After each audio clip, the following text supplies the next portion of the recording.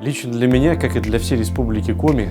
очень ярким и важным событием уходящего года стал тот калейдоскоп мероприятий, который прошел в рамках празднования 95-летия нашего региона. Уже сейчас мы думаем, что нужно сделать Министерству культуры, как и остальным ведомствам нашей Республики Коми, чтобы сделать тот юбилей, который грядет через 4 года, еще более ярким, запоминающимся, красочным, и чтобы он оставил как можно более долгий след в истории нашей Республики Коми. Ну, а себя лично, от имени коллектива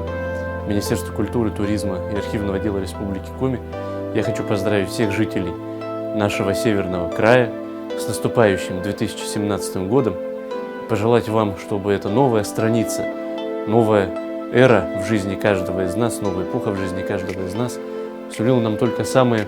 добрые, яркие, позитивные моменты нашей жизни. С наступающим вас новым 2017 годом!